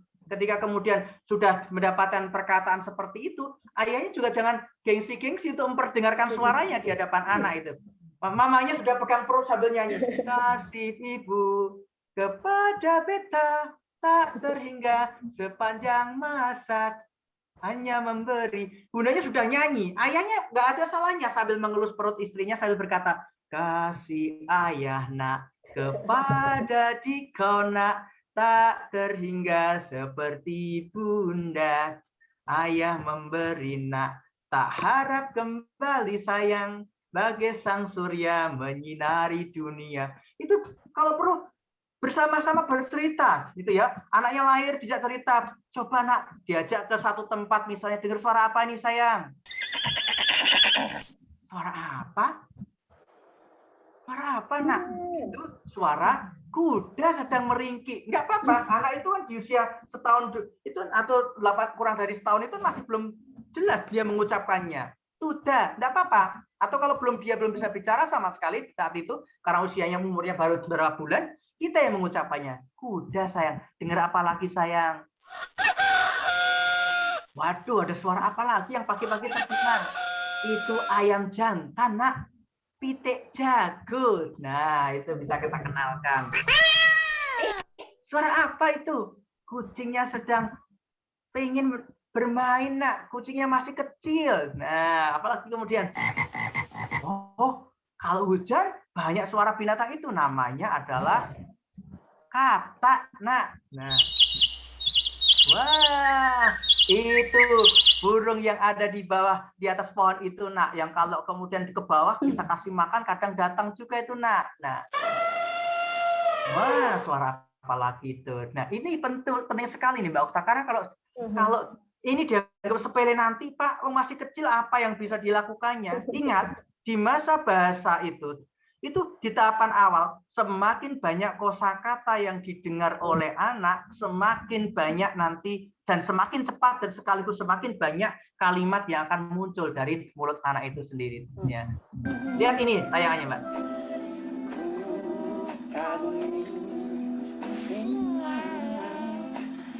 Kamu yang ayu bedanya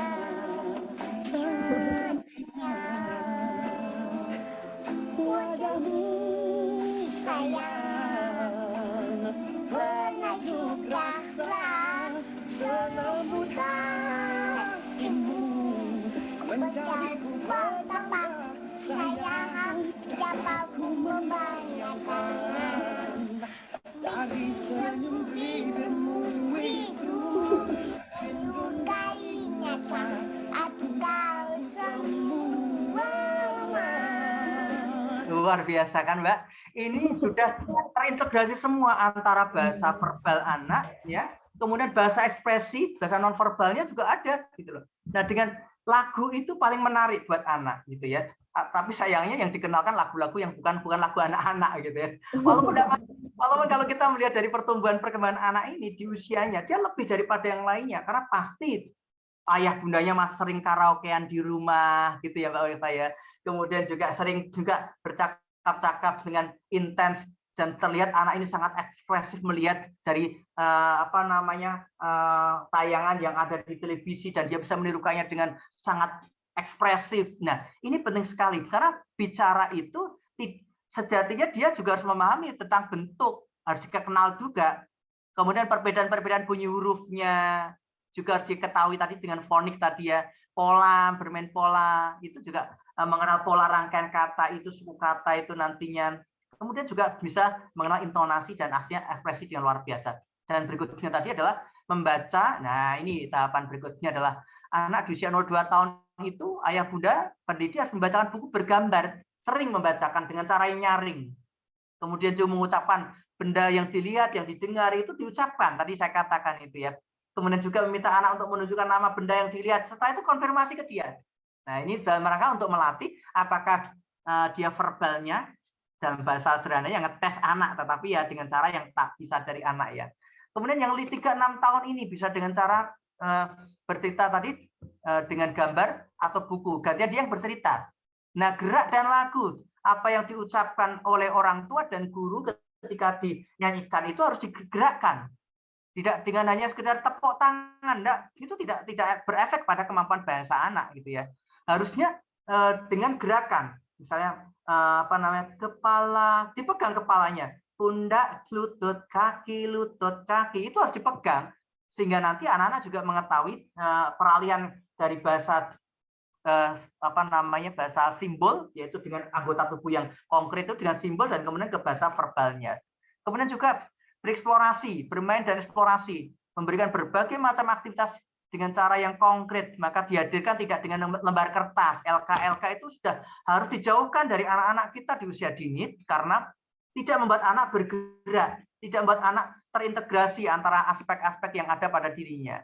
Dan yang penting lagi adalah untuk bahasa itu semakin cepat, menstimulasi masa peka anak membaca dengan cara memberikan tulisan pada benda-benda di sekeliling anak. Ini Mbak yang perlu orang tua optimalkan. Bahkan saya katakan begini, ya, nggak harus ke PAUD, nggak harus kemanapun. Kalau orang tuanya itu bisa mendidik dengan benar, dalam arti menstimulasi dengan baik, maka anak itu juga bisa kok kemampuan perkembangannya seperti anak yang disekolahkan atau distimulasi di sekolah. Bahkan bisa jadi karena orang tuanya lebih memahami anaknya dengan baik, bisa hasil lebih bagus. Tapi kadang nggak sabarnya ini yang kalah, Mbak. Akhirnya ya dititipkanlah di rumah mentari, dititipkanlah di Cahaya Ilmu, itu kan seperti itu ya. Saya pun menitipkan juga gitu, Mbak. Iya, Pak. Anak saya sekolah di tempat Cahaya Ilmu, wah luar biasa ekspresif banget. Nah, ini sama kadang sampai bingung ya, menghentikannya kapan, ini bicaranya apa, nggak kasihan gurunya itu ya. Nah, itu ya. Iya, betul. Monggo Kak Endang. Iya, terima kasih.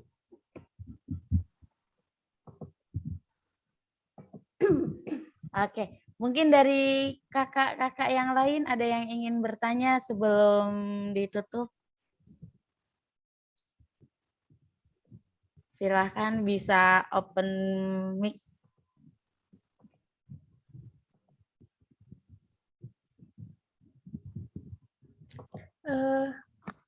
Ayah Dedi, saya mau izin bertanya. Ya, Pak ini. Nanda, Pak. Oh iya, silakan. Jadi, kalau anak di usia sekitar 4-5 tahun, namun membacanya sudah lancar, akan tetapi saat berbicara itu masih lompat-lompat, kemudian ketika membaca itu terus saya tanyakan kembali. Yang ia baca, namun anak kurang paham itu bagaimana ya Pak? Pemahamannya belum dapat. Ya, Mbak Nanda, kalau saya mengamati sekilas dari testimoni yang jenengan sampaikan ini, saya yakin ada satu tahapan tadi yang terlewati gitu ya, di mana anak langsung di-drill dulu membaca tanpa makna dengan cara duduk diam, membaca dengan langsung ke sesuatu yang abstrak, bukan yang konkret gitu ya. Nah, kalau seperti itu memang akan terjadi hal seperti ini. Maka kembali lagi sesuai dengan siklus yang benar itu harus dikembalikan lagi hak dia untuk memperbanyak mendengar, gitu ya. Yang didengar harus banyak, gitu ya. Itu harus dikembalikan lagi. Karena kalau tidak, kasihan ya, dia membaca tulisan lancar, tapi kemudian ketika dia membaca tanpa teks, ya alias berkata, berbicara, ternyata melompat-lompat, gitu.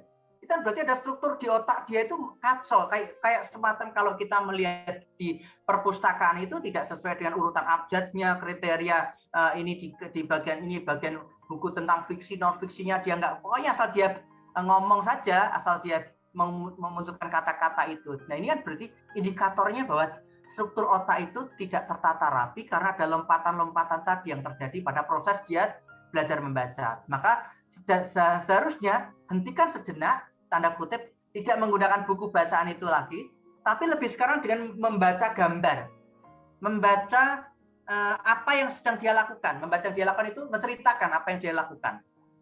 Kembalikan ke situ terus berulang-ulang lagi. Baru kemudian ketika misalnya kita punya buku cerita, kisah tentang anak yang misalnya menyayangi binatang misalnya.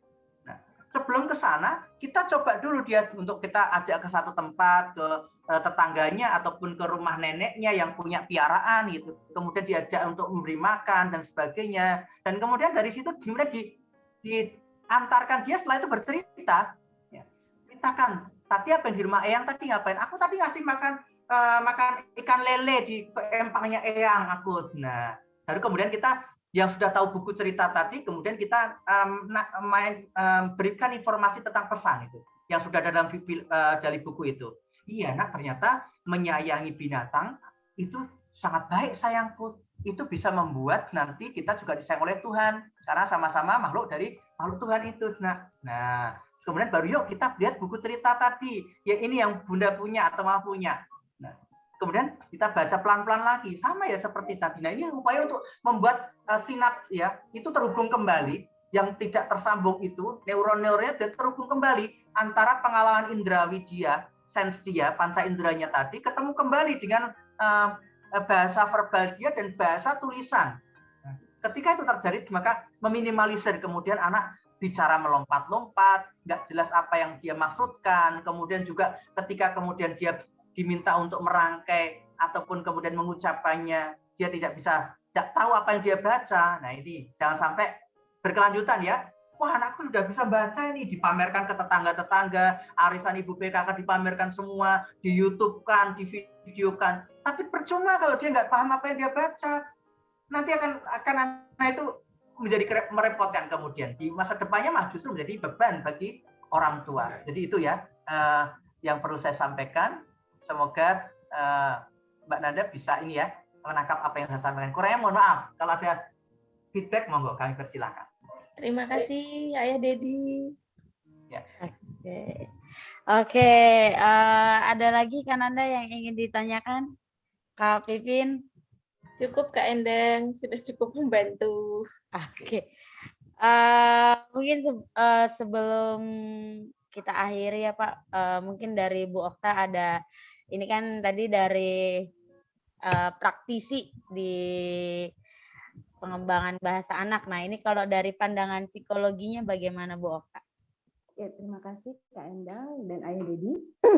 Ya. Materi Ayah Dedi itu bagus sih sebenarnya itu dalam ilmu psikologi dan juga bagian neuropsikologi. Kalian juga belajar neuropsikologi ya yang sedang kuliah S2 ini ya.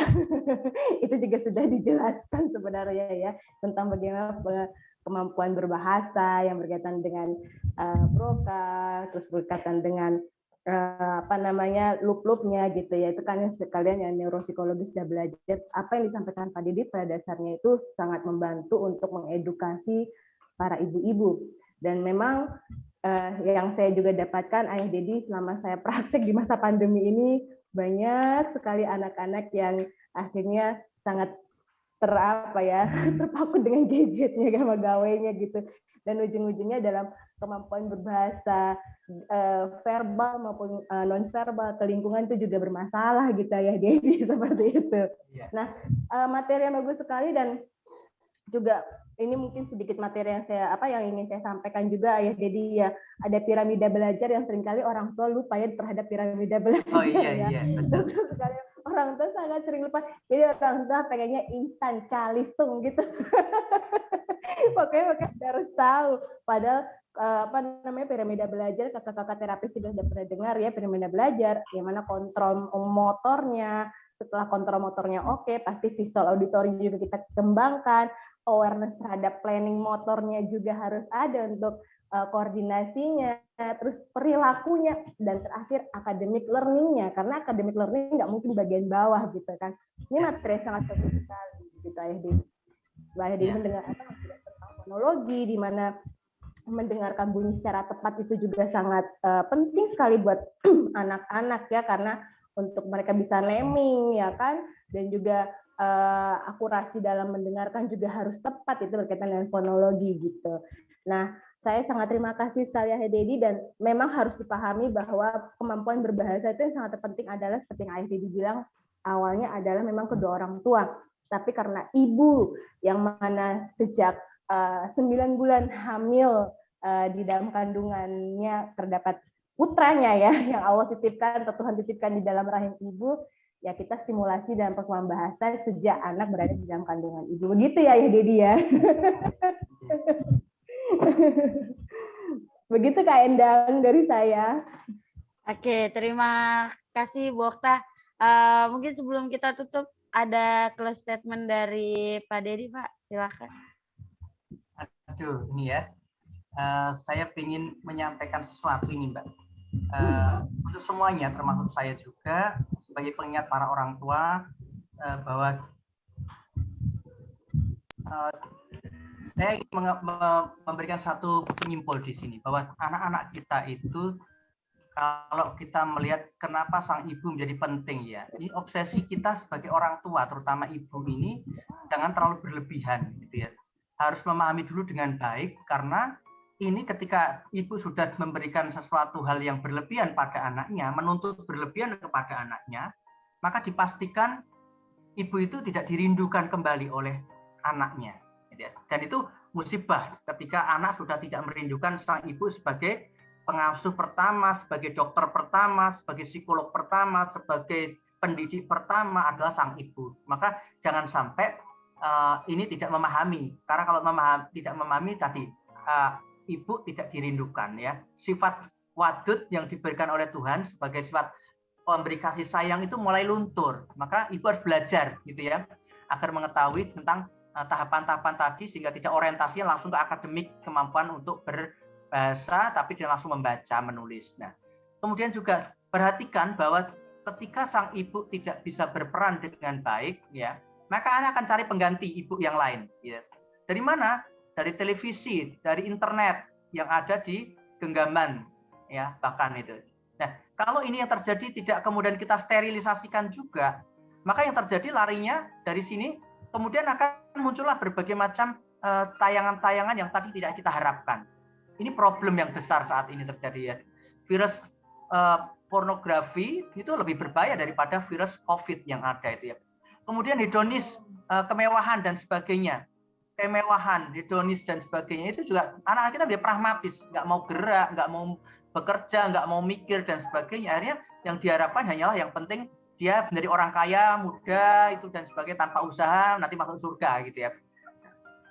Kemudian juga berbahaya adalah dalam tayangan-tayangan itu juga banyak unsur kekerasan. Itu yang membuat anak-anak kita nonverbal. Kekerasan nonverbal itu melahirkan anak-anak yang kemudian juga bullying itu juga membuat anak akhirnya kemampuan bahasanya juga yang dibully juga rendah, yang membuli juga rendah dan sebagainya, itu problem. Maka ini Bapak Ibu, teman-teman, ini yang ingin saya sampaikan, semoga menjadi rambu-rambu untuk kita semuanya. Dan yang terakhir, Mbak Okta, Mbak Endang dan semua teman-teman semuanya, ingin saya untuk mereview siapakah orang-orang hebat ini, ya. Saya pengen tanya dulu. Teman-teman, ada orang yang jenius dalam hal kemampuan kinestetik, ya. Bahkan All England 6 kali berturut-turut tak terkalahkan. Nama anak ini waktu kecil adalah Rudy. Rudy memiliki seorang ibu yang memahami anaknya dengan baik. Ketika tiap hari anak itu pulangnya sampai sore, pulang-pulang membawa shuttlecock yang rusak milik dari orang-orang yang sedang berlatih, sang ibu tanggap, membaca bahasa nonverbal anak. Bahwa anakku ini memiliki kesenangan, kecenderungan bermain bulu tangkis.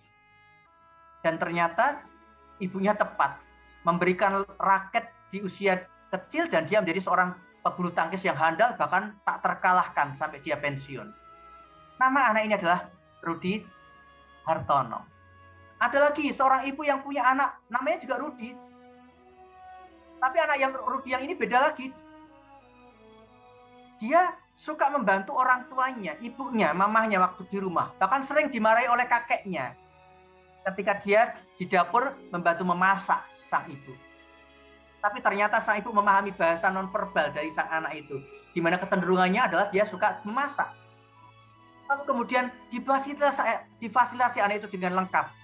Dan akhirnya pun sekolah masak dan akhirnya menjadi seorang yang terkenal, menjadi jenius di bidang masak. Dia Rudy Khairuddin. Ada lagi seorang ibu yang punya anak, dibatasi nama Rudy juga. Suka disiri rambut ibundanya, mengatakan, mami, rambutnya mami ada yang rontok. Nanti aku mau membuat sesuatu yang membuat rambut mami nggak rontok. Ternyata anak ini menjadi jenius di bidang hairstyles, ya. Dia Rudy Hadiswarno. Ya. Ada lagi Rudy yang lainnya, yang sejak kecil dia suka bercakap-cakap di depan cermin, yang juga suka mengatur temannya. Ternyata ketika dia remaja dewasa juga menjadi seorang aktor yang bagus. Dia sama anak ini namanya Rudy, tapi Rudy Salam, kakaknya Roy Martin. Coba bayangkan, Bapak Ibu, teman-teman semuanya disayang oleh Tuhan, sama-sama Rudy-nya, ya. Tetapi ketika kemudian sang ibu memahami bahasa nonverbal yang bisa diamati oleh seorang ibu yang bisa menangkap dengan jeli, maka kemudian tidak hanya bahasa nonverbal yang teroptimalkan, bahasa verbalnya pun teroptimalkan dengan baik. Jangan sampai kita keliru untuk memahami itu. Dan yang terakhir, mohon maaf, masih ingatkah kita sebuah sekolah yang didirikan di sebuah hutan, di mana sekolah di hutan itu ternyata luar biasa sekali. Ada si Kijang, si Rusa, yang larinya sangat kencang. Ada lagi yang tinggal di sana, si Elang. Ada juga si Kata, ada juga si Bebek, ada juga Tupai. Nah, ternyata mereka memiliki kelebihan yang luar biasa. Tapi ketika kemudian ada obsesi yang berlebih harus sama kecerdasannya, disebutkanlah mereka di sebuah sekolah di hutan itu dengan kurikulum yang disamakan, kurikulum yang terpenjara, bukan kurikulum yang merdeka. Maka apa yang terjadi di sebuah sekolah binatang itu? Rusa ketika pelajaran berlari dia hebat dan dia mendapatkan nilai sempurna. Nah, tetapi kemudian tidak mendapatkan penghargaan karena dikatakan oleh sang guru, yang pinter itu kalau nanti lima-limanya pinter, kamu bisa terbang, bisa berenang, bisa melompat, bisa juga yang lainnya menyelam. Kalau kamu bisa semuanya, maka kamu pinter. Kalau ini kan kamu bisa. Akhirnya si rusa kemudian tidak merasa percaya diri lagi karena nggak mendapatkan pujian. Demikian pula si elang. Dia tidak pernah dipuji dengan keahliannya ini. Nggak pernah dipuji si bebek yang jago berenang, si tupai yang pandai memanjat pun. Dan apa yang terjadi ketika kemudian mereka harus mengikuti standar itu? Si rusa dipaksa untuk dia bisa berenang. Akhirnya dia tenggelam dan tidak lagi bisa berenang lagi, berlari dengan kencang ketika dia sembuh dari sakitnya. Kemudian si elang juga dipaksa untuk berenang, pun terpaksa dia nggak bisa ikut lagi terbang yang tinggi karena sayapnya tidak sekuat yang dulu lagi. Kata malah dia melompat saat terbang, dia jatuh dan pingsan. Bagaimana bisa ikut ujian ketika dia sakit? Tidak kelihatan kepintarannya, kecerdasannya. Ya. Bebek masih mending dia berenang oke. Begitu lari, teman-temannya membuli dia, gurunya mencela dia. Lucu ya, kalau lari dia nggak lagi percaya diri. Dan si tupai pun saat pelajaran terbang pun dia terjatuh dan kakinya patah. Bapak Ibu, teman-temanku yang tercinta, bacalah tanda-tanda kebesaran Tuhan yang ada pada anak-anak kita. Kalau kita melihat dari pelajaran binatang ini, bacalah tanda-tanda. Bahkan binatang pun dikasih kelebihan oleh Tuhan kita. Maka jangan ingkari itu, kembangkan dan berikan. Jika semuanya kita lupa memberikannya, maka yang terjadi adalah semua potensi dan bakat anak itu akan menghilang. Demikian dari saya, kekurangannya saya mohon maaf batin. Assalamualaikum warahmatullahi wabarakatuh. Waalaikumsalam warahmatullahi wabarakatuh. Terima kasih Pak Dedi, Bu Okta dan teman-teman semuanya. Penjelasan dari Pak Dedi sudah sangat detail ya, sudah sangat membuat kami terbuka buat saya yang masih mahasiswa yang sambil mempersiapkan diri juga nanti ke depannya kita jadi ada pandangan, oh ternyata begini ya, dari mendengarkan dengan suara yang halus, terus menirukan, terus dari Pak Dedi yang bisa menirukan suara gajah itu bagaimana? Saya nggak ada pikiran Pak suaranya begitu Pak. Jadi kita harus observasi, harus melihat, meneliti lebih detail lagi bagaimana perkembangan si anak. Nah, perkembangan bahasa anak ini adalah momen yang sangat ditunggu-tunggu oleh orang tua. Melihat anak mampu berbicara menjadi hal yang membanggakan sekaligus membahagiakan orang tuanya. Hampir setiap orang tua pasti merasakannya. Nah, dikarenakan ada tahapan di dalamnya, jadi nggak boleh loncat-loncat seperti yang dikatakan Pak Dedi tadi. Ada tahap mendengarkan, ada tahap membaca, ada tahap bersuara, ada tahap membaca, ada tahap menulis. Itu harus urut, nggak boleh meloncat-loncat habis mendengarkan tiba-tiba menulis, kan kita nggak tahu nih suaranya bagaimana, seperti itu. Nah, untuk itu disinilah peran orang tua, peran kami semua, peran guru, peran terapis, peran psikolog, dan peran semuanya untuk memberikan stimulus-stimulus yang tepat untuk anak yang sesuai dengan perkembangannya. Nah, terima kasih Pak Dedi sudah menyempatkan waktunya untuk berdiskusi di Ngomen episode 19 ini mengenai pentingnya perkembangan bahasa anak dan peran seorang ibu. Semoga teman-teman di luar sana bisa terbuka ya dengan diskusi ini gitu.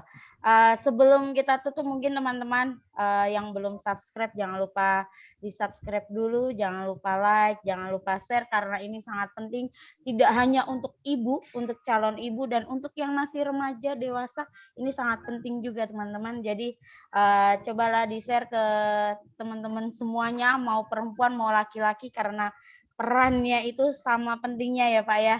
Tidak hanya ibu, nanti mentang-mentang peran ibu dikasihnya yang ke perempuan semuanya, laki-lakinya enggak. Jadi harus sama ratanya seperti itu. Terima kasih Pak Dedi, terima kasih Bu Okta, terima kasih kakak-kakak terapis.